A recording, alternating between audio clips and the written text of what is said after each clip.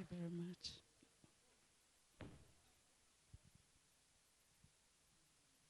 You are more than welcome to join me on this next song because I think it's a national anthem by now.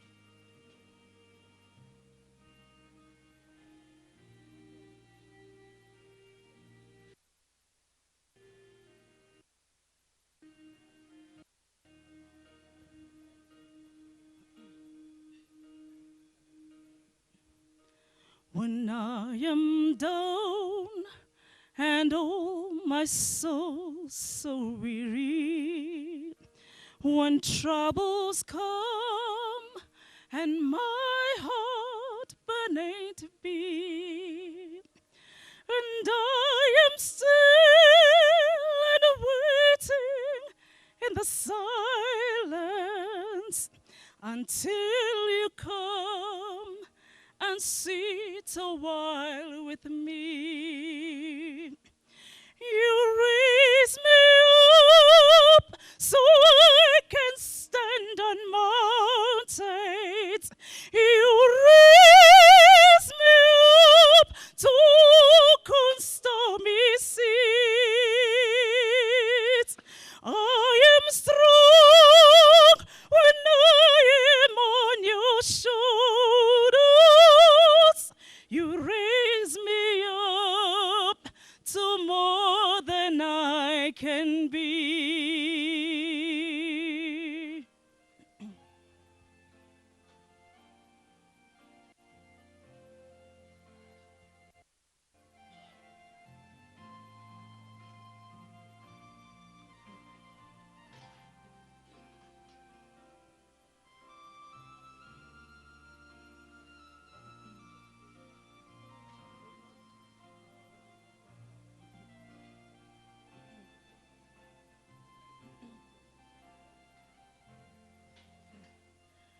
You raise me up so I can stand on mountains.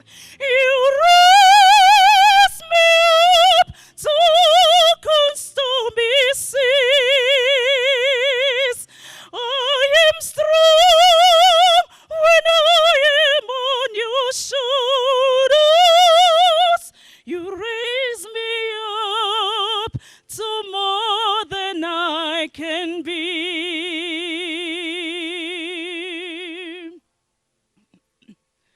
You raise me up so I can stand on mountains. You raise me up to calm stormy seas. I am strong when I am on your shoulders. You raise me up to more than I can be. You raise me up so I can stand on mountains. You raise me up to calm stormy seas. I am strong when I am on your shoulders. You raise me up to more than I can be. You raise me up to more than I can be.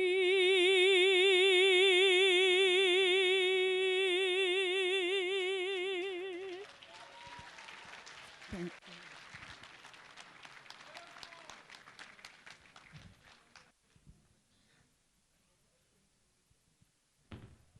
Tabo, are you going to join me for this next one?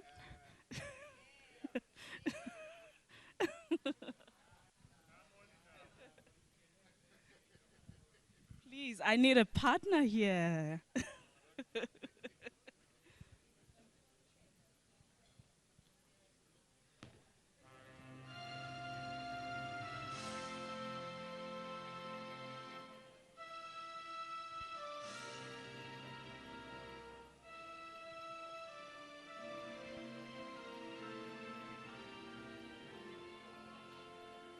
Che bella cosa, una giornata sole, un'aria serena dopo una tempesta, per l'aria fresca, pare già una festa. Che bella cosa, una giornata sole. Buono sole, che belle, o sole mio, sta in fronte a te. O sole mio, sta in fronte a te. Stanno fronte a te.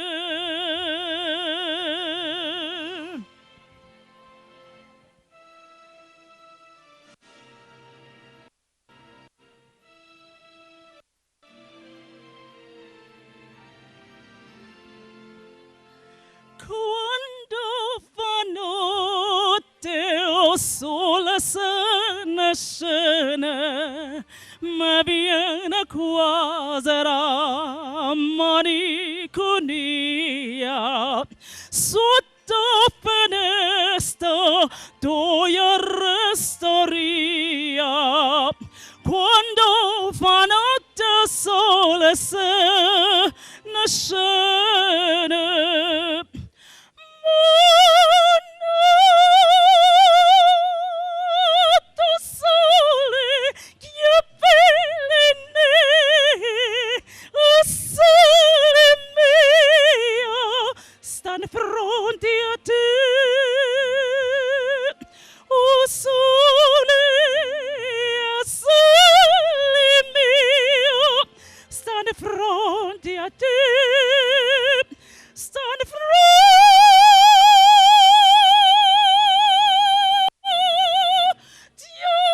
te.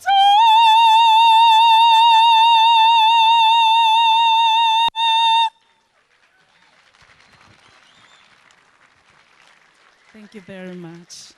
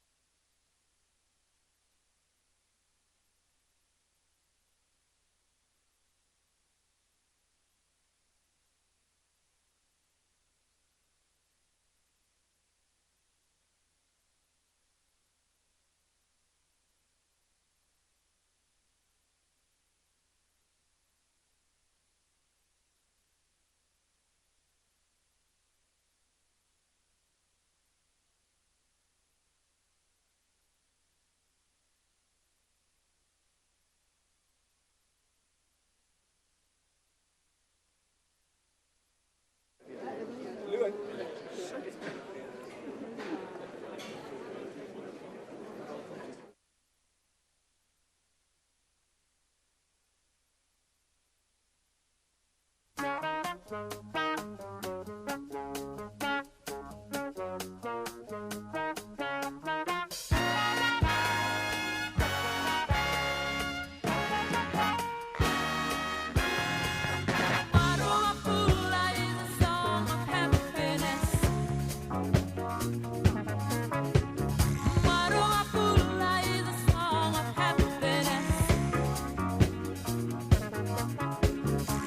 on, people, gather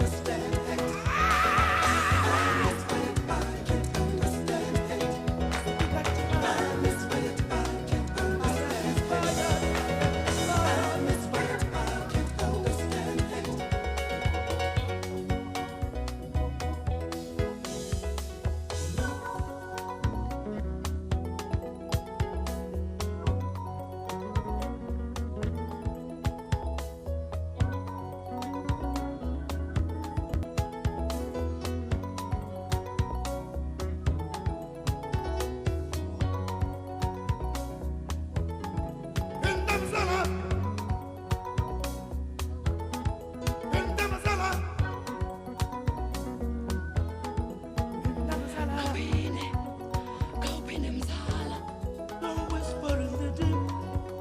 Don't whisper in the deep. Don't whisper in the deep. Don't whisper in the deep. Benda masala.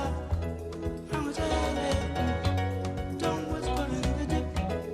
Speak up your mind. Don't be afraid. Speak up your mind. Benda masala. Magosha futi. Benda masala.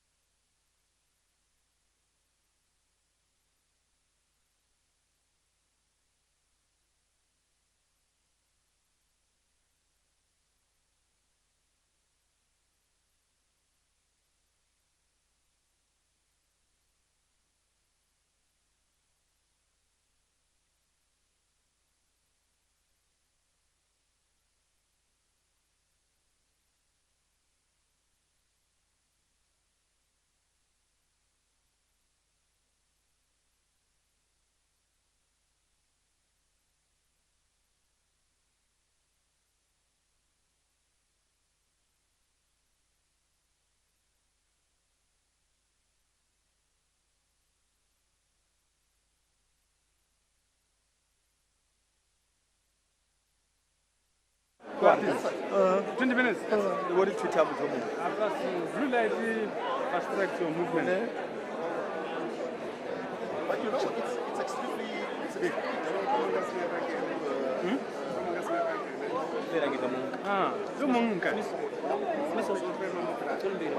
Maruta Bolimu and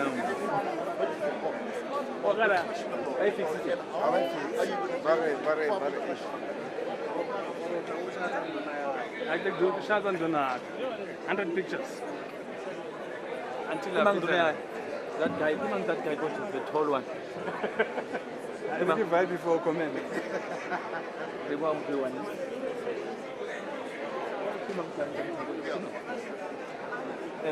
Oh, while we are available to our fellow, who will in a Zambia? What is why are they? Right. Asano elimoti ngiyambonga. Eli. Yeah, Let's start already, guys. Let's start Right. with the 15 left. And then we are not 8 now. especially the hydroponic side.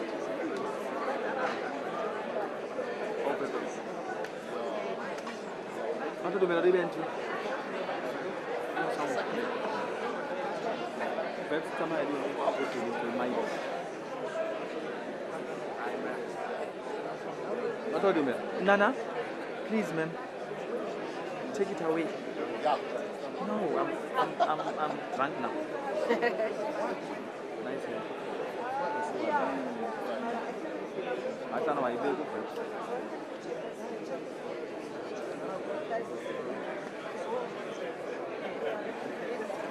Oh, it's your father.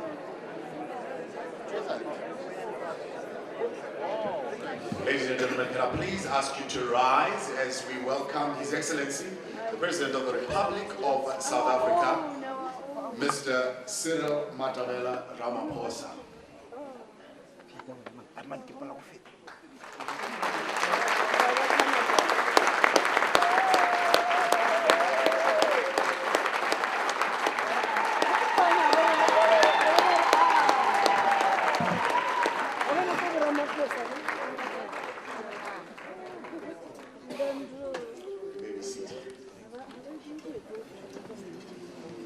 His Excellency, President of the Republic of South Africa, President Cyril Ramaphosa, Deputy Minister of Agriculture, Fisheries and Forestries, Babu Telezi, President of AFASA, the African Farmers Association of South Africa, distinguished guests, I believe there is the Ambassador of the Gambia with us here today. We've got the academia present here, we've got those who are in business, but most importantly, we've got the farmers who are here, and all protocol observed. Ladies and gentlemen, good evening and welcome to this presidential gala that is presented to us by the African Farmers Union of South Africa. At this time, I would like to call upon the chairperson of AFASA, Mr. Masitela, just to come and make some opening remarks.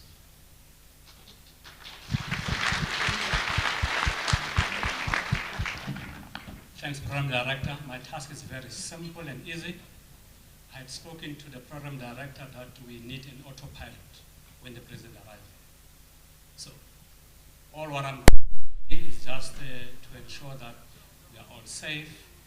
We have briefed the President of what you think should actually happen. The President has his own team that was here. The government has listened to us. All what I want to do now, as opposed to do normal thing that I've been doing for the past 2 days, I'm going to instruct the President of AFASA to come to the podium as normal as you know how I deal with it. Dr. Mahlati would be so kind to approach the table. I'm not going to do what I'm asked to do.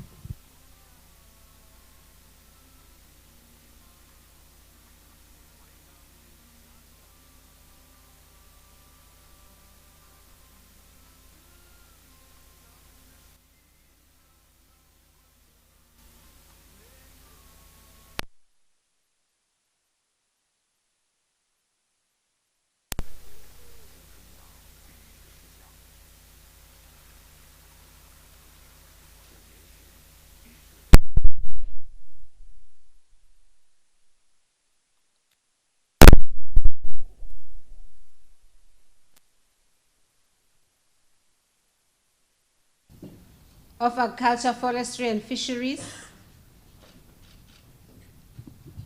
Mr. Sfiso Telezi, and I see the Honorable Minister of the Department of Agriculture, Forestry and Fisheries is also here. We welcome you, Minister. We really are so grateful that you made it. We know that it's been a long day for you. And my better half, Dr. Mahlati.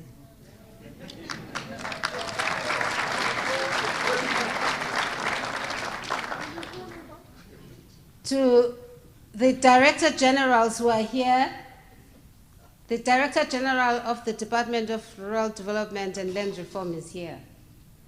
And we had the Director General of the Department of Agriculture, Forestry and Fisheries. We've got also the provincial director generals, or they call them different names, superintendent, what do they call them? HODs from the different provinces. I see from the Western Cape, Tolin, because we were saying to the farmers from the different provinces, bring the officials you work with, because when we leave this place, we all have to make sure that we do this together. But I'd like to just quickly, Mr. President, get you to have a glimpse of the National Executive Committee or Council of AFASA, if they can please come to the fore. These are leaders from the various provinces and commodity associations.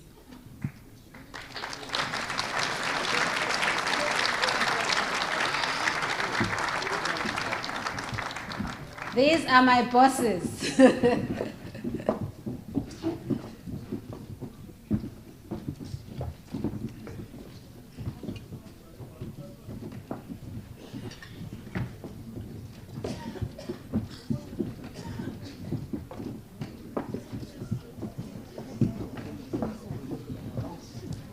This is an extremely active council. We have our meetings, we've got our minutes, we've got the governance of AFASA is absolutely, something we're extremely proud of. And we've got committees that actually do the work. So can we give a round of applause for our leadership?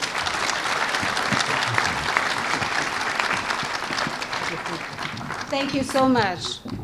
I would like to then again welcome all the farmers. We've got also representatives of the various United Nations bodies. Mr. President, we have the World Food Programme, we've got the UN Women, UNDP amongst us. So we truly welcome you. And the overwhelming support and response from the farmers from different parts of South Africa is truly humbling. We are oversubscribed, and you could see the first day, the hotel had to bring chairs because we didn't expect so many people. And we are truly, truly, truly humbled, because for us, it shows that the conversation that we're having is timely and on point. So we truly welcome you all. I'd like to also thank the sponsors. They are over there. I don't have to mention them, but each and every one of them, from platinum to gold to each and every person, bronze, your 5,000, your 50,000, is worth everything to us. And we are hoping that you will be the family of AFASA.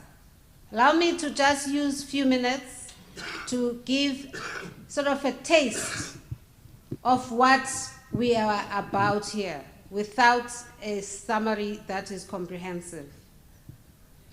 Mr. President, we met here, we started on Sunday. The focus of the conference, which is the Agribusiness Transformation Conference, was on the preparation of our farmers in terms of appreciation of the contextual issues and opportunities and the knocking of the fourth industrial revolution that we are saying.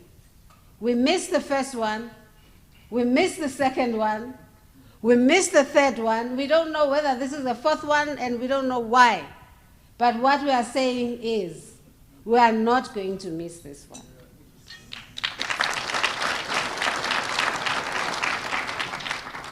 We actually prepared so much. We had provincial meetings and everything, and also research to prepare ourselves for this. We got to a point where farmers informed us that we need to deal with an enabling environment.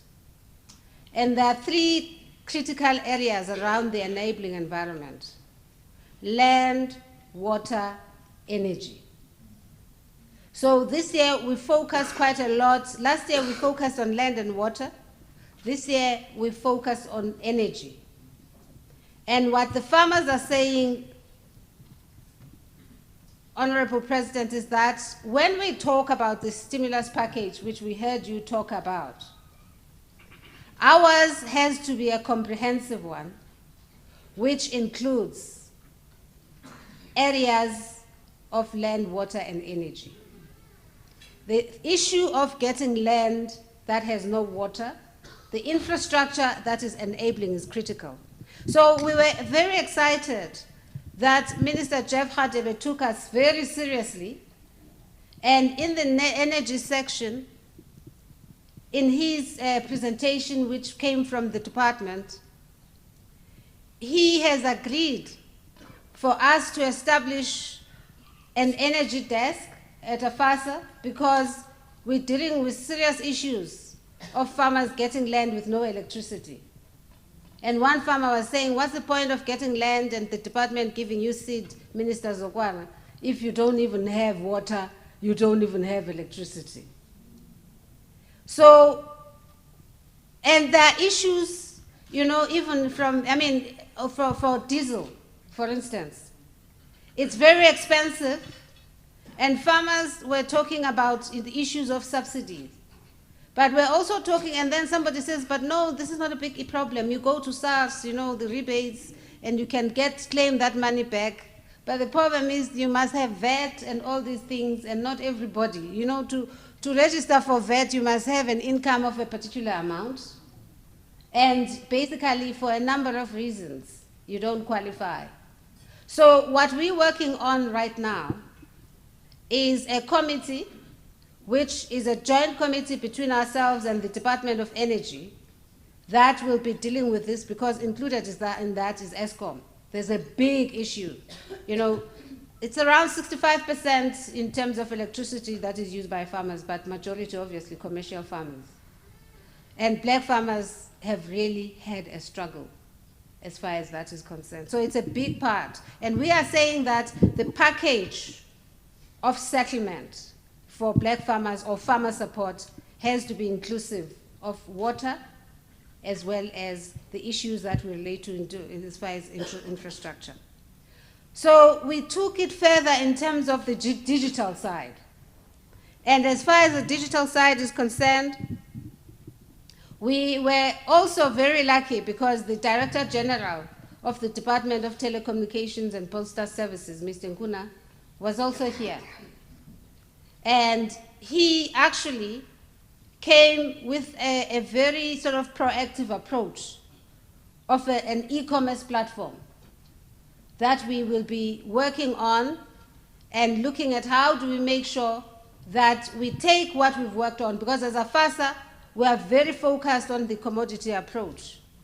And what we have done, because of the problems we experience, every time we try to get markets for the farmers, we find a problem that not one farmer can supply the kind of volume sometimes. For instance, we talked to, you know, the mining sector as well as some of the parastatal, and they say, okay, can we slaughter 200 a week cattle? And you know, you're like, which farmer, one farmer is going to do that? And what we have done, and then others, they say, can you give us 200 beds a week? I mean, it becomes a difficult thing when you're dealing with small-scale farmers. But what we have understood is that there is great potential. There are farmers who are doing great stuff. So all we did as a FASA was to establish an aggregated procurement platform, which takes your 20 and your 50 and your 100 to make the 200. And in the beginning, we say, it's okay, we won't make the 200 per week, whether it is birds, whether it is, you know, tons of maize or, you know, or horticulture, but we are able to make sure that we consolidate that and aggregate from different farmers. It doesn't matter how big or small, including community enterprises, that we can service the order. And that's what we are doing, and we're working with the Agriculture Research Council in order to make sure that they assist us with the quality side. So these are the efforts that we have made sure that we brought here, private sector partners who are working with us, and we have offtake agreements, Mr. President, which basically make sure that we are pushing the outgrower schemes with a focus in terms of outgrower schemes. So we bring government, not begging. We bring government to say, this is what we have done. Can you just enable us and build on what we have done? And the farmers were making examples in terms of how inappropriate some of this support from government is. And how, you know, they'll take 5 million and try, you know, in my language we say, and try and give it to like 20 people. And the next time you give this one and say, next time there's another 5 million, say, when I don't come, you can't get. Let's find new people. And in the meantime, how do you grow? And you know, one mama here stood up and said, if we help like that, we will never be, you know, I was sad when she stood up and said, we will never beat the white people. I'll never be like them. And we had to say, it's not race, mama. It's got nothing to do with race. It's got something to do with the support you get that makes you to be the best person that you can be. That's all we're asking for. Nothing more, nothing less. So, in conclusion, we are asking, as we take this further, that government takes farmers seriously. We have had a very difficult situation of transformation, and what we did as AFASA, we used to go around to the various commodity association with Mr. Mahanjanala and move from milk to poultry to potato to say, transform, work with black farmers. But unfortunately, it's taking so long to transform that black farmers now more and more are saying, we go there, even the meetings are run in Afrikaans. You try to say, hey, I'm around. You know, because the meetings are conducted, you don't even understand, you leave the meeting because people forgot that you are around. So now there is a strong emergence of farmers organizing themselves because they're realizing that we need like-minded people. But what we do as I sit down is realizing the importance of collaboration across the board. The linkages between big and small farmers is something that we understand as an opportunity, but it is something that cannot be appreciated from one angle. It is something that we are pushing our counterparts to have a deeper appreciation for from a perspective of transformation and social cohesion and equity in this country. So, as a FASA, we have continued to engage with the other associations and unions. And through the Agricultural Sector Unity Forum, which has the other unions, the Agri-SAs, as well as DAU and NAFU, we continue to work together because we believe that these engagements are critical not necessarily for each organization, but collectively in terms of making sure that we guide stability in the sector, and we're not having people who say they talk on behalf of farmers who are not necessarily farmers and involved in the farming space. So tonight, we are not here. I was just giving you a taste, President, so that you know uba nebaling. So ours is to just make sure that the issues that we face, we had a lot of issues for you, Minister. The stock theft is a big problem. People, you know, when I got married, some many years ago, when they were sort of, there's something called uyala. I don't know in English what that is, giving you words of wisdom. They said to me, Yabona makoti, because I'm a communal farmer in Manfra, you don't follow your husband. Because sometimes, especially in the evenings, the cattle get lost, they don't come home. So he has to go and look for them.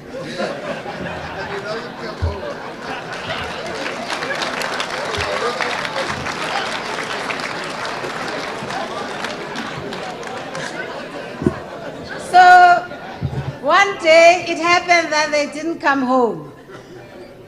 And he said, I have to go. And I waited a bit and I thought, what? I'm going with him. And it's true, we went up and down. And he said, you know, I cannot take you to those difficult places because it's not safe. You better go home. And I understood there that it is true. Sometimes men have to go looking for the cattle.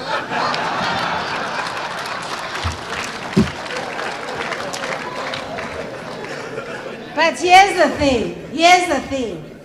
2/3 of South African families are headed by women. There are no men to go look for the cattle. So the exposure of women in terms of the stock theft, gender-based violence and violation on the farms, for the farm workers and everybody, it's Women's Month. And we cannot stop without saying it has to stop.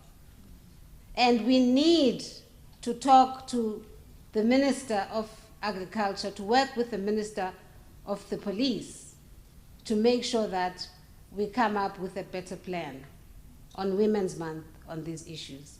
Enjoy the evening. We're coming to celebrate. I'm not here to scare you. Thank you.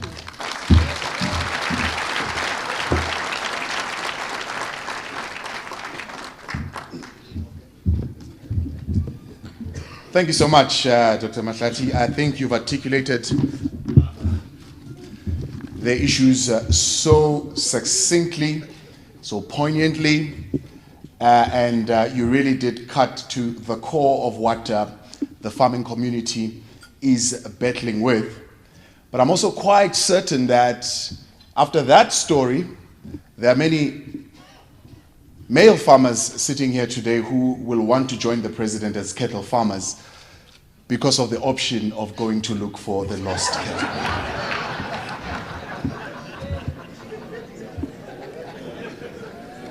I don't know what it is, President, about your presence, but every time you walk, the soundtrack, it becomes automatic. Like, I just want to say, Tumamina,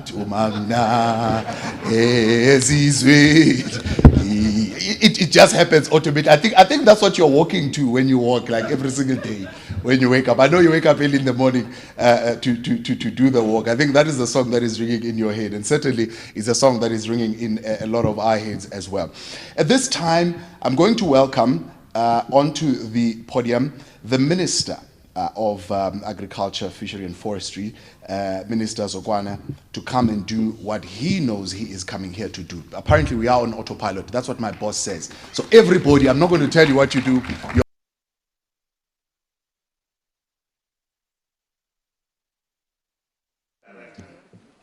Excellency President Cyril Ramaphosa, Deputy Minister, AFASA President Dr. Mahlati, distinguished guests, Directors Generals of various departments present, members of AFASA in this leadership, ladies and gentlemen, good evening, Molweni, Loshani. It is a great honor for me to be invited by AFASA to be part of this historic and important event. The year 2018 is the historical year in the history of our beloved country, since as government dedicated 2018 in honor of our icon and struggle stalwarts, Dr. Nelson Rolihlahla Mandela, and the late Mama Nontsikelelo Albert Sisulu, and an anti-apartheid activist.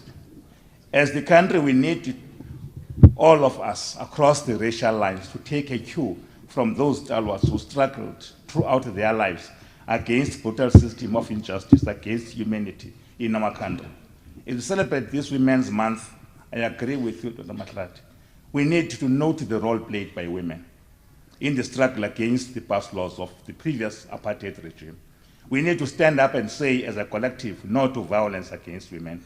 As the government, we will ensure that we apply laws of our country against this brutal assault against our mothers of our nation. I was in the Eastern Cape, President, invited by the province to attend, and a number of suggestions were made by women as they feel that it is drastic measures we need to take so that we can deal with this scourge.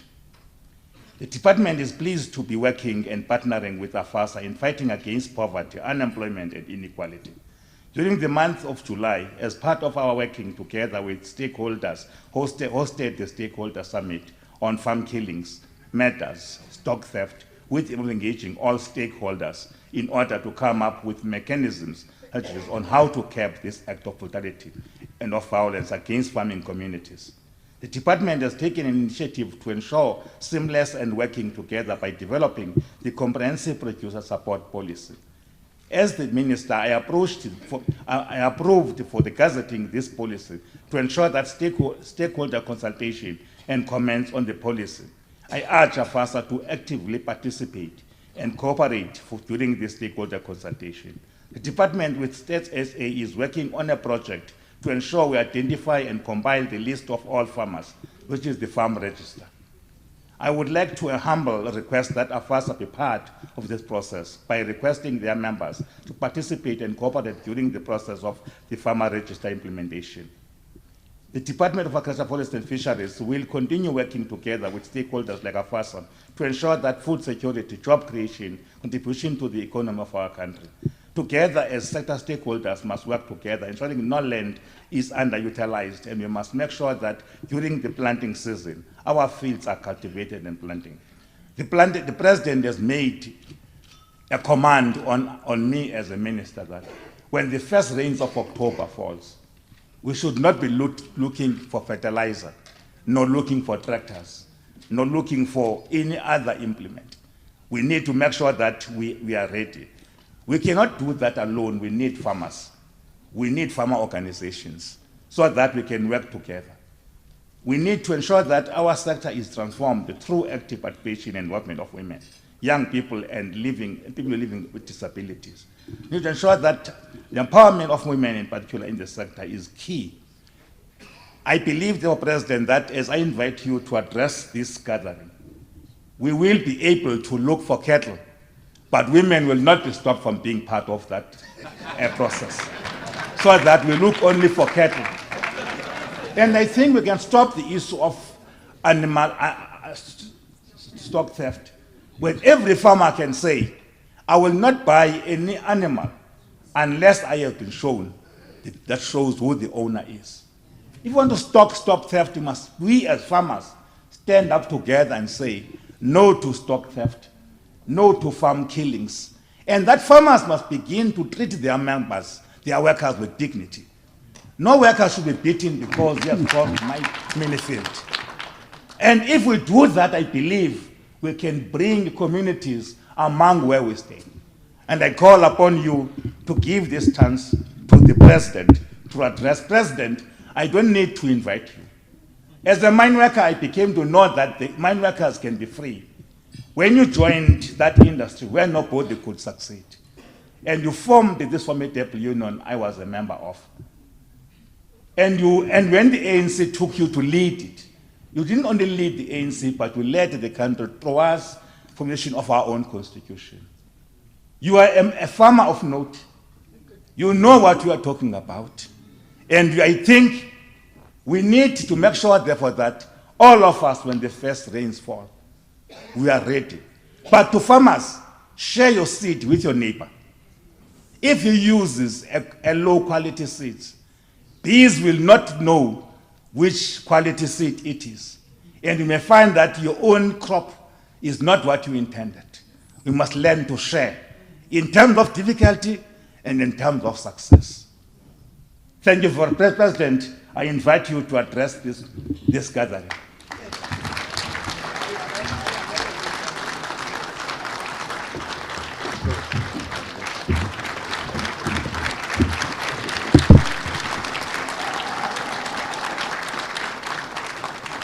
Thank you. Let's be seated.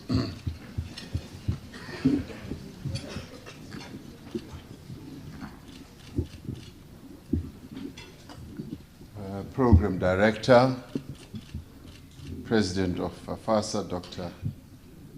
Vuyo Mahlati, Minister of Agriculture, Forestry and Fisheries, and Deputy Minister,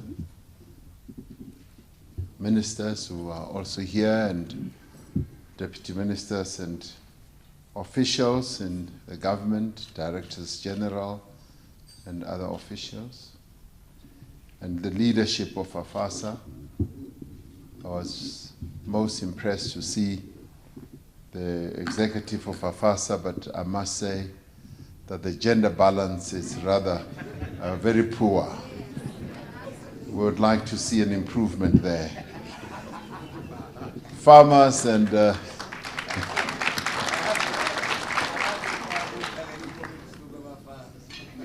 I wouldn't have noticed if you hadn't asked them to come to the fore. And knowing you as I do, President Dr. Mahlati, I'm sure that you did it on purpose. There's a gap there, a huge gap. And farmers and agri-business leaders and distinguished guests and ladies and gentlemen. As a farmer myself, it's quite a joy and a pleasure to be amongst you. I started my farming journey some almost 20 years ago.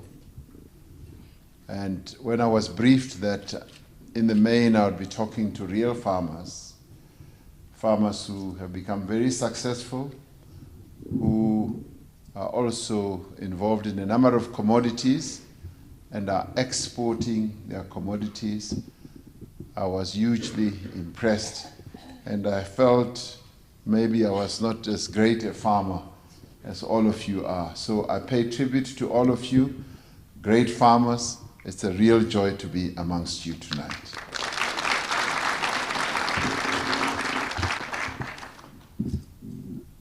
And I've become very familiar with FAFASA through my association with Vuyo, who I worked with when we were drafting the National Development Plan. And she participated with a great deal of commitment and focus, and I got to admire her stamina and her work ethic. And tonight she talks about how she's tried to follow her husband into the mountains. Yeah, I would say maybe don't do it again. Don't do it again. He's also a farmer, so when he goes out looking for cattle, just know that he's gone for the night.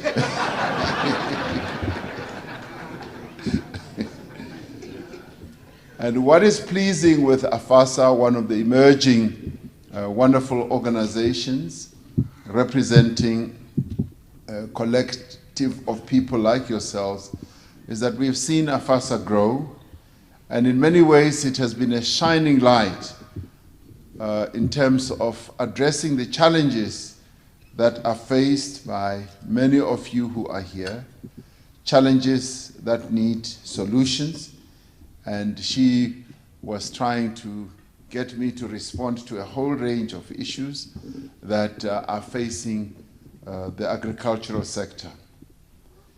And the challenges that are faced by your sector, and which FAFASA is trying to address in terms of its mission to correct, are historical challenges, challenges that are deeply embedded in our history as a country and as a people. And we are here tonight at this gala dinner to recognize and celebrate the great contribution that is being made by FAFASA, and particularly as it leads the transformation process. The work that FAFASA is doing is quite admirable. Through its lobbying and advocacy work, AFASA is seeking to reshape agriculture, bridging the divide between policy and reality, between legislation and the lived experience of all of you who are in the farming sector. In doing so, it is sending a clear message to women as well as to young people that there is a future in farming, that farming is a viable sector that warrants support, that warrants the focus of government. And it is this focus that we at government level would like to shine a light on when it comes to agriculture. You see, government manages the economy of our country in a broad way. And in a number of sectors, government has seen the need to intervene, and to intervene in quite big ways. And recently we started the program of developing black industrialists. And we targeted to have 100 black industrialists that we would support.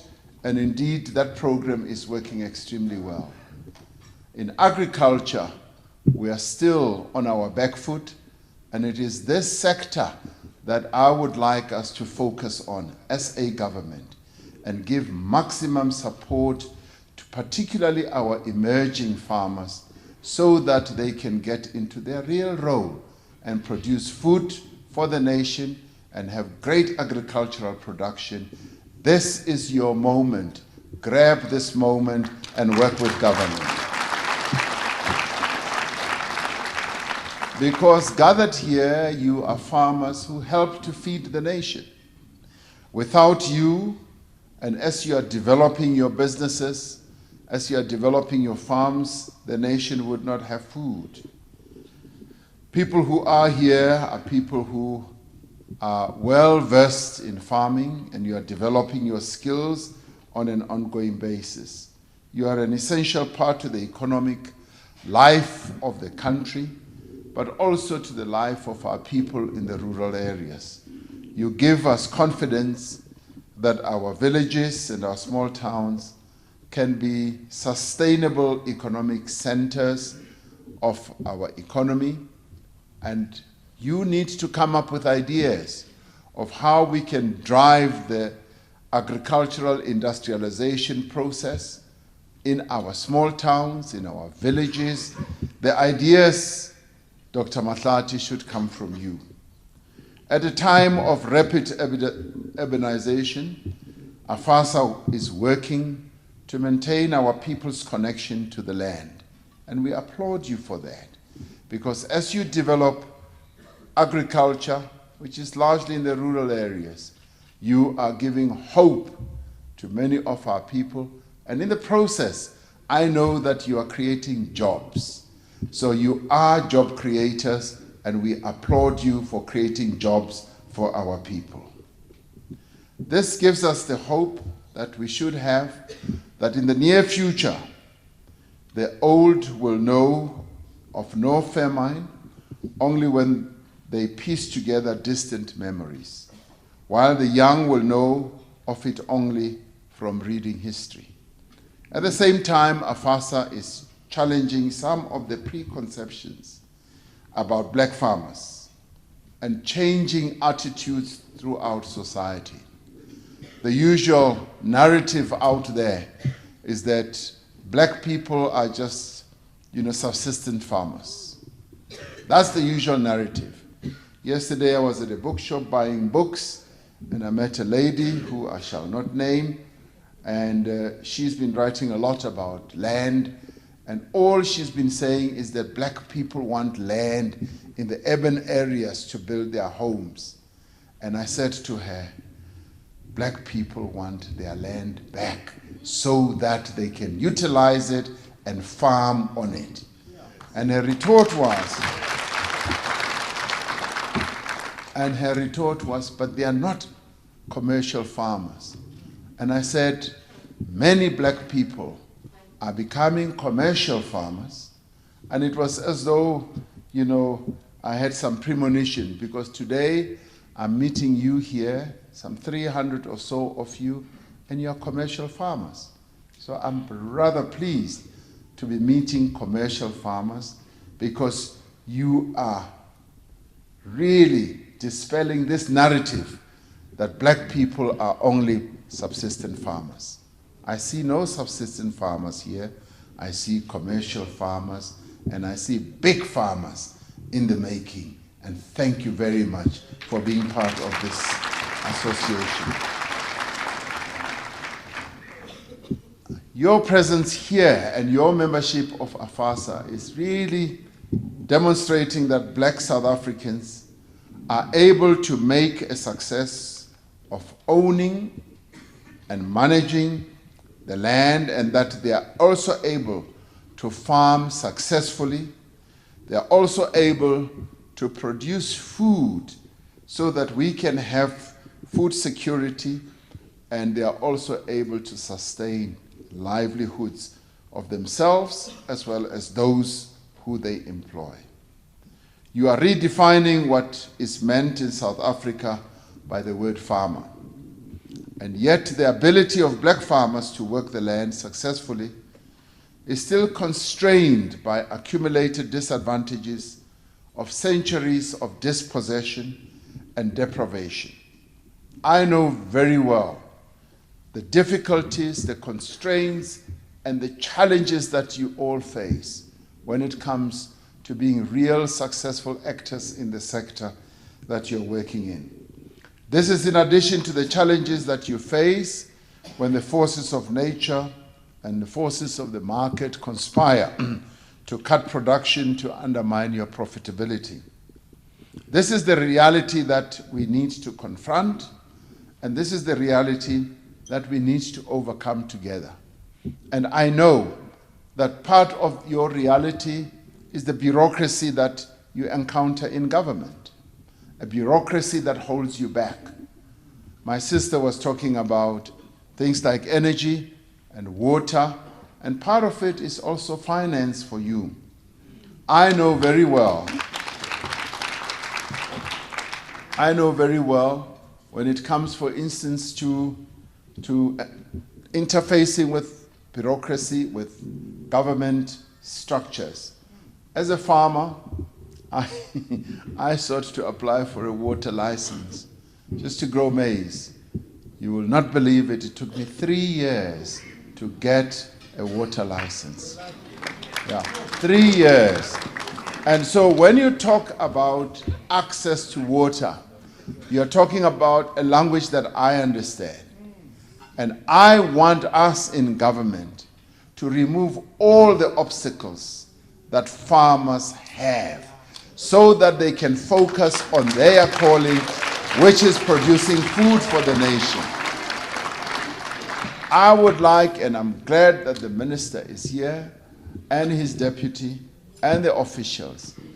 We really have no business to stop our farming compatriots by just merely pushing paper slowly from one desk to another when somebody has applied for a water license, which will lead to the employment of many more people.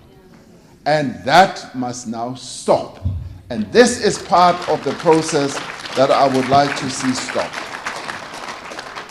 And it is the broad issue that we're talking about, making sure that the regulatory framework in our economy is well attuned to enabling business people to function properly. And I would like to see farmers, the shackles that have been put on their legs, on their hands, being unchained. Unchain and free our farmers so that they can produce food for the nation. The other issue, of course, which is a main challenge, is the issue of land, access to land. Many of you as farmers would like access to land. Many of you don't have enough access to the land that you would like to have so that you can work. Now, I recall very well what our main document, policy document said, the Freedom Charter. Our country's land must be shared among those who wish to work it, and those who wish to work it must be given the support and the encouragement to be successful. This is necessary to also correct a past wrong. It is necessary that we should do this to give access to those amongst us who want to work the land so that we can heal this festering wound of the past. We still have a festering wound in terms of how the land was taken from our people, and that wound needs to be healed. And the only way to heal that wound is to give land to our people. And we are saying it must happen. Because doing so will ensure a real, fair and prosperous future for all our people. But it will also bring about stability. We need stability in our country. We need stability in our economy. We need stability in the agricultural sector. Anything that militates against the stability that we should have as a country must be resolved, and we want it to be resolved now, because we cannot continue having instability in our country. We have embarked on a program of accelerated land reform. It is a land reform process that aims to redistribute more land at a faster pace to Black South Africans, that will ensure tenure and security, and that will change the distorted patterns of development both in our cities as well as in the countryside. Not since the advent of democracy in our country, nearly 25 years ago now, has our country been so engaged in a public conversation around land reform. If there is any issue that is being discussed right across the length and the breadth of the country today, it is land. And some are getting terrified. Some are even sending false messages abroad about the issue of land. The proposal to use expropriation without compensation as one of the mechanisms to effect land redistribution has ignited a vigorous and a welcome debate. It has required that we confront the injustices of the past. And let me say that maybe for the first time ever in our country, even those people who have land are now beginning to realize the injustice of the past. They are now beginning to realize that the distribution of land in our country is wrongly skewed. They are now beginning to appreciate that something must be done. And this is the advantage of having started this debate. So the nation is talking. The nation is in conversation. And we are saying this whole process of expropriation of land without compensation is but one of the mechanisms that we are going to utilize to effect land reform. The other mechanisms are obviously programs that we've had in place over a long time. And those programs will continue as they are now. Restitution of land programs are ongoing, and land is being restituted to our people. Redistribution of land is ongoing, and a number of other initiatives will continue. But we are also saying the government will be able, once we conclude this whole debate, this whole discussion, and once the clarity that is sought about what the Constitution says, the implied interpretation of the Constitution is that Section 25 does not prohibit the expropriation of land without compensation. And the proposal that we have said should be put forward is to make that very clear, explicitly clear. And once that is clear, we will then be able to speed ahead with our land reform process, which will be broad-based, which will have a number of options that we are going to utilize to make sure that this wound of the past is truly healed. This injustice that was visited on our people is addressed. In the end, what it will result in is that it will give security of tenure to all South Africans, not just to some South Africans. Because all South Africans want to know that they have security of tenure around property rights, and property rights must not be the preserve of some South Africans and not all South Africans. That is important. So this has required that we should have and consider the full extent of land reform and the measures that we must undertake to resolve the land question in our country once and for all. I often tell people that, during the negotiations for the Constitution, there were four issues that almost derailed the whole peace process. The one was the language, what language should be used. The proposal that had been put forward was that we should only have 2 languages, official languages.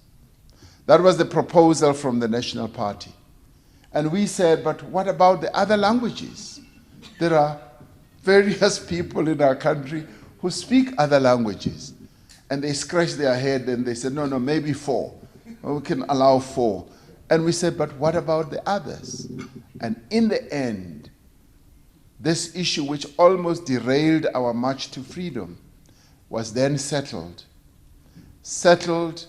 in agreeing that we should have 11 official languages. They were initially terrified. How can a country have 11 official languages? We said, that is not all. We should also have an anthem that has 4 languages, that is sung in 4 languages. There's no other country in the whole world that has a national anthem that is recited in 4 languages, only in South Africa. Because we came up with a typically unique South African solution to the challenges that we face, largely because of our past. The other issue that almost toppled the whole process was the right to strike. They did not want to accede to the right to strike. And we said, but you cannot have workers all over the world having the full right to strike and workers in South Africa not having the right to strike. They continued to refuse, and they were joined by the bosses, and in the end, that too was resolved. The other one was education. On education, they just put the brakes on and said, we are not moving, and we also said, then we are not moving. There was a clause in the interim constitution that would have allowed us to go to a referendum. And when they realized that we could go for a referendum and they would lose, they gave in. And education was then crafted in the way that it is. And the last one was the land issue. The land issue then led us to construct Section 25 of the Constitution in the way that it was. But implied in it was precisely the construction that we are now putting forward. And we are saying, let us go and effect this amendment, which will make it much clearer, because we can then use Section 25 as a transformational instrument to transform the whole process of land in our country. Because if we do not do so, this wound, this injustice will remain there forever and in a day. It will never go away. It is important that we should address it. And we often say that when the ANC was formed in 1912, it was formed for one thing and one thing only. At the time, it was to make sure that the land returns to our people. And that is why the slogan was crafted, Maibuye. And what they were saying is that Maibuye Africa, the land must come back. That was the slogan. And of course, with time, with the brutality of apartheid, human rights obviously became part of the whole strategic objective. But land remained the core demand that people who had been dispossessed of land wanted to see resolved. And we've said this issue will never go away. But the worst part of it, if we do not address it, it is going to cause instability in our country.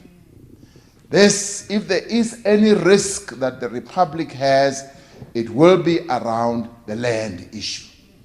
And we therefore have a great opportunity to address it, and to address it in the typical way that we as South Africans have always addressed our problems. We address our problems through what Dr. Mahlati was saying, through collaboration, through consensus building, being able to discuss the issues that need to be addressed. And it is precisely this that we say we should now do in South Africa on the land question. The debate that is ongoing is a wonderful debate. It is raising the level of consciousness, raising the level of awareness amongst all South Africans. But what it is also saying is that this injustice must be resolved. Our Constitution has enabled us to resolve a number of injustices. We still have a number of others to resolve. Poverty, inequality are injustices that we still need to resolve. Right now, Providence has given us this one that we now need to address. Addressing it is also going to unlock the power and the energy of our economy. We will be able to put land in the hands of our people, and we know for sure that our people will be able to work the land. Just as all of you who are sitting here have shown and proven that you can work the land. And I am grateful that I'm sitting amongst people who are really working the land. And thank you very much for being the farmers that you are today. Now, you want to know what are we going to do as a government to give support. Now, the stimulus program that we're working on is going also to focus on what needs to be done in the agricultural sector. And we are saying the agricultural sector is a sector that we would like to utilize to grow the economy. In the past few quarters, in the reports of our economy, we've seen how agriculture has contributed much more than the other sectors of our economy. And we would like to capitalize on that. Agriculture has proven in a number of economies around the world that it can lead the process of economic growth. It has proven that when people become focused, they can grow the economy. And in our case, this is the sector that I would like to see us assisting. Therefore, we must expand the basket of agricultural support measures and services, particularly to emerging farmers. We would like to provide farmers with the incentives so that they can use newly available technologies, seeds and fertilizers to increase productivity so that they can increase their own income per hectare and per worker as well. And we'd like to ensure that government uses also its procurement power to open up markets for emerging farmers. Now, I was particularly impressed when Dr. Mahlati, your president, spoke about e-commerce. E-commerce is one of those platforms that needs to be utilized by your sector to the maximum effect. 2-3 weeks ago, I had occasion to meet Jack Ma of Alibaba, who has created one of the biggest platforms, e-commerce platforms in the world. And in fact, the dreams that he has is that he would like Alibaba to be the fifth largest virtual economy in the world. After the United States, China, Japan, Europe, it must be Alibaba. And what does he do? He has created a platform through which people can sell whatever. And he reported to me that they made sure that Argentina, the farmers in Argentina, the ocean farmers, if you like, in Argentina were able to sell 500,000 tons of shrimps on their platform. And they were able to sell that to good effect, and they continue to sell that on Alibaba. And he says, the world is your oyster once you can get onto the e-commerce platform, and where you can begin to sell anything. And in their case, of course, they have perfected the logistics. And he says in China, through Alibaba, you are able to order something online through whoever is selling, and they will deliver within 24 hours. And they will deliver within 72 hours to any part of the world. Now, during our visit to China, in a few weeks' time, I'm going to be spending time with Alibaba just to understand precisely how they do it. And I hope that Afasa is part of the delegation that is going to accompany us. Now, this is a great opportunity. E-commerce can open up great markets. Whether you sell a few pumpkins or whole 100 tons of pumpkins, whether you sell 1 sheep or 1,000 sheep, it is a platform that can be utilized. And I was asking your president here whether Afasa is building this platform and has the logistical capability to make sure that it works. And I'd like to encourage Afasa, build an e-commerce platform. This is a platform which all your members can own, and all your members can participate in and sell anything, anytime, and sell it right across the globe. We would like to give support by training more and more extension officers and train them in great numbers in our agricultural colleges, and also offer incentive for emerging and small-scale farmers.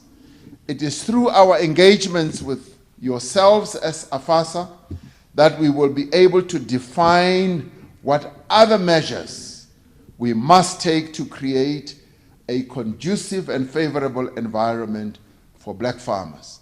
So what you have discussed throughout your conference are issues and matters that we would like to sit down and discuss with you.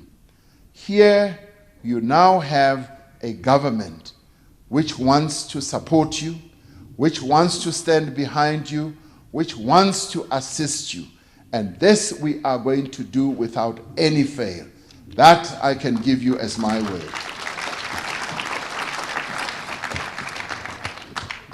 We do this because we are guided by the need to increase agricultural production in our country and to unlock the economic potential of the land in our country and to stimulate economic growth. But more importantly, we look to this sector as a sector that can create jobs and ensure food security. Now, when we were drafting the National Development Plan, we said this is one sector that can create us 1 million jobs by 2030. And actually, I think we can do much better than that. This we can do if we unlock the power and the energy of the land that we would like our people to have. Because through accelerated land redistribution and with the necessary support from the state, more and more black farmers will be able to emerge, women farmers, young farmers, and through this we'll be able to unlock the economic potential of both the land and our people. We've had tracts and tracts of land lying fallow, and our people unemployed. It is about time that we unlock those fallow land, tracts of land and utilize them effectively.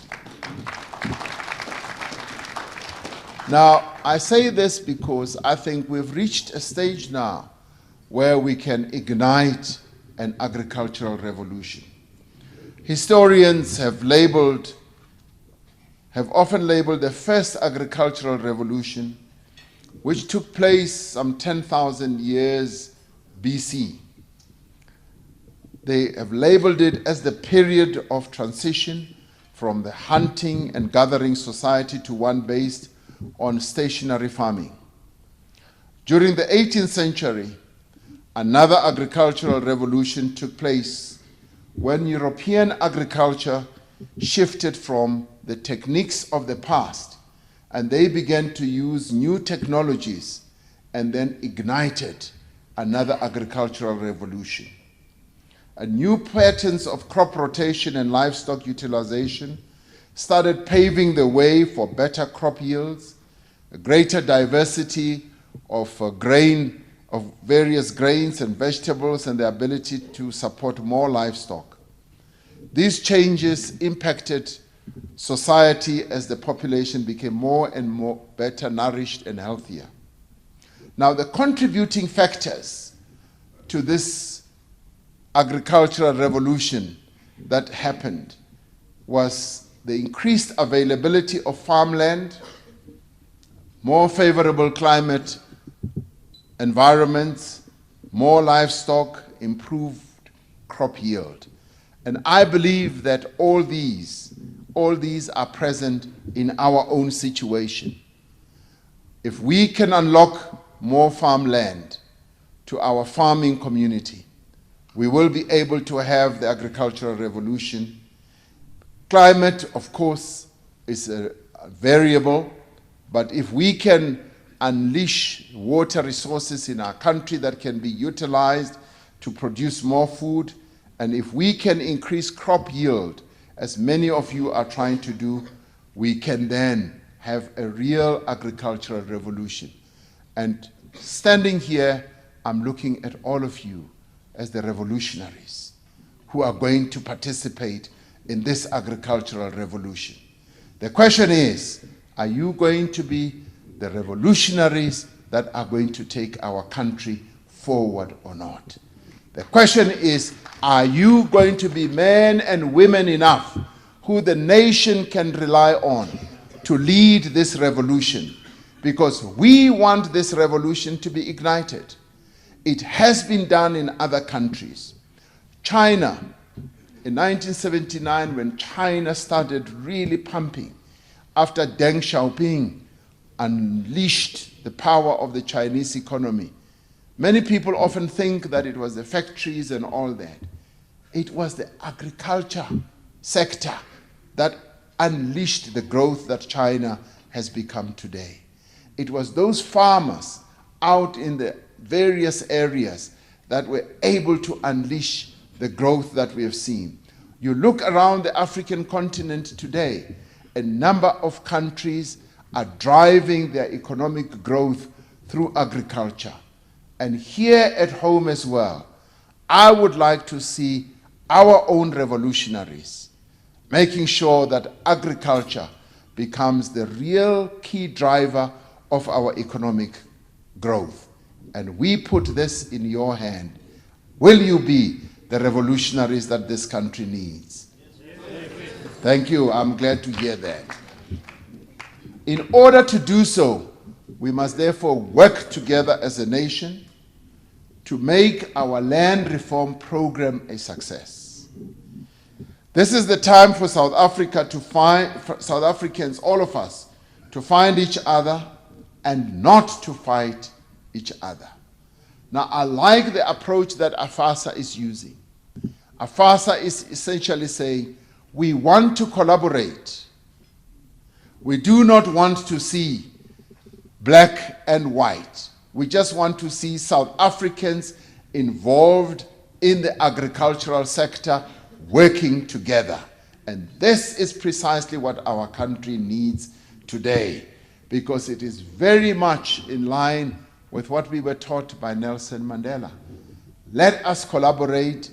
Let us sit around a table and make sure that those who have the skills, the capability, and yes, indeed, even those who have the land are able to live up to the objectives of the Freedom Charter, which said, the land shall be shared amongst those who work the land. The moment has now come for us to do precisely that. Now, this gives us an opportunity for black and white farmers working together with government to build a better future, not just in the agrarian economy, but also in society at large. We are convinced that ensuring an equitable distribution of land, but an equitable distribution also of opportunity, an equitable distribution of the resources that make the agricultural sector function, water, resources, an equitable distribution of skills, and an equitable distribution of the hope that we should all have about our future is what we need today. Now, what is interesting and what is also unfolding is that a number of progressive farmers are coming forward and say, we want to help. We want to contribute to the success of the agricultural sector. Many of them are saying, we are South Africans, and this country is all we have. We don't have another foot in Europe or Australia. All our feet are here in this country. We want to be engaged so that we can find solutions. Now, I am really pleased, after hearing what your president said, that AFASA is open to collaboration, is open to talking, to negotiating, and engaging with the established agricultural sector that is currently led just by white people. And as I conclude, let me congratulate all the farmers who are nominated for the AFASA Awards. This demonstrates the enthusiasm, the innovation, and the tenacity that drive farmers and agribusiness people across the various value chains and areas of your agricultural sector. It is important, in particular, to recognize the advances that are being made by women in farming, particularly during Women's Month. As landowners, as farmers, as farm managers, as producers and suppliers of farming equipment, and as owners and managers of markets. These awards serve a broader purpose than recognizing outstanding individual contributions. They send a very powerful but also a very compelling message about the future of farming in this country, about the confidence and capabilities of a new generation of emerging black farmers, of the long road we have traveled and the distance we still need to go. Yes, we've traveled a long road. We are now at a stage where we would like all obstacles to be removed. The funding obstacle must also be removed because farming requires money. Farming requires funding. And from the government side, and this is where we want to sit down with you.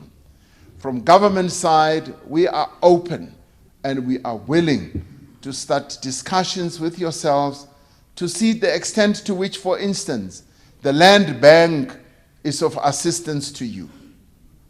Is the land bank responsive to the needs that our emerging farmers have? Many of you will say no. Therefore, we need to find ways. Deputy Minister Buthelezi was whispering in my ear and saying, President, we need to find ways of getting other models through which we can fund our farmers.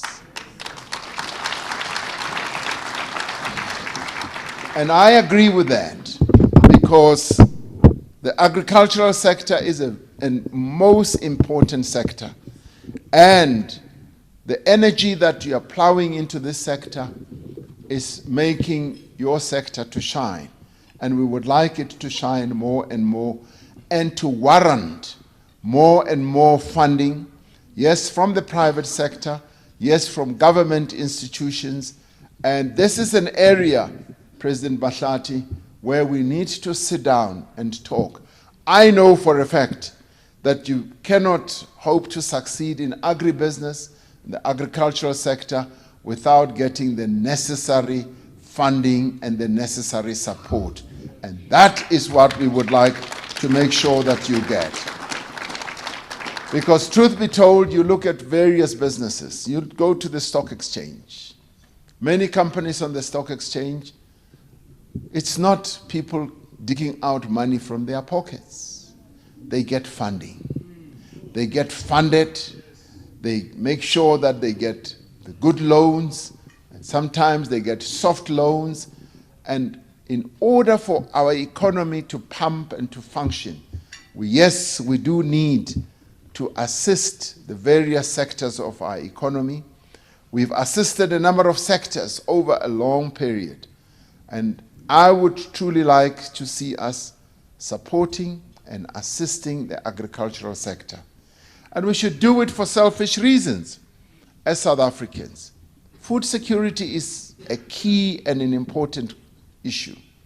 I cannot be proud as President of South Africa, where we will now start scouring the whole world, going to look for food in other markets. We have the land, we must produce our own food, and we must make sure that our farmers are able themselves to produce food. So therefore, we'd like to find ways and models through which we can help to support our farmers, because you produce food for the nation. Now, I am rather glad that gathered here are people who are focused on producing food from the land, and I'm glad that you are awarding these awards to your colleagues because they have succeeded in a number of areas. And through these awards, through the activities of AFASA, we are really sowing the seeds of hope. We are sowing the seeds of progress and also a shared prosperity. By working together and by harnessing the energies and capabilities of our people, we will be able to reap a harvest that provides nourishment and sustenance for all of us. Tonight, I honor you. Tonight, I applaud you. And tonight, I recognize the role that you play. I just want you to know that your industry is a noble industry, because it is an industry that produces food that sustains our lives. So therefore, I would like to see our government giving you the support and the maximum support that we can. Now, going forward, we already have a ministerial committee that is working on the land reform issue as well as on the agri sector. The Minister of Agriculture and the Deputy Minister are part of this. It's led by the Deputy President. We're also going to appoint an expert panel that is going to work around this. And we are going to choose one amongst you to be represented in this expert panel, because we believe that you have a real contribution to make. So today, I applaud what AFASA has been able to do and say, please remain focused, make sure that our agricultural revolution does get ignited, and make sure that agriculture becomes an industry that will continue to grow and to create jobs. You have a big job ahead of you, but we are there to support you. Thank you very much.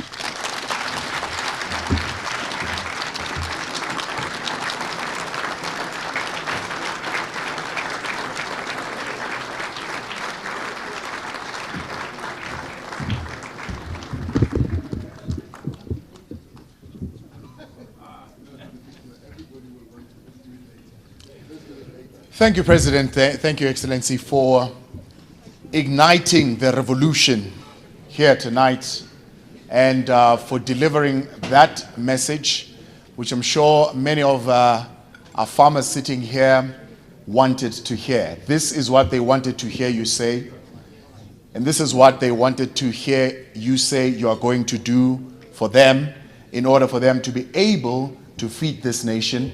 But not only that, and I like this analogy of the wound, in order for them to be able to heal this wound. Let us heal the wound, President.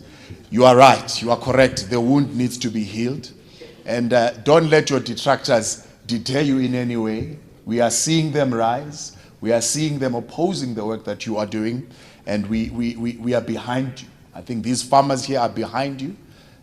Communities are behind you and your organization. Churches are behind you and your organization. The youth of this country are behind you and what you are doing. So stand firm and continue to insist on this issue of rectifying this wrong of the past and healing this wound. And if I was the land bank, I would call a meeting tomorrow. 10 years ago, I used to read ads for the land bank, and we used to say, we stand by you. You've got a room full of farmers today who are saying, no, you don't stand by us. So call a meeting tomorrow and make sure that you fix that and you sort it out. While we allow the president to take a breath, because I've got just 2 tasks for him, or 1 or 2 that I'm going to ask him to do.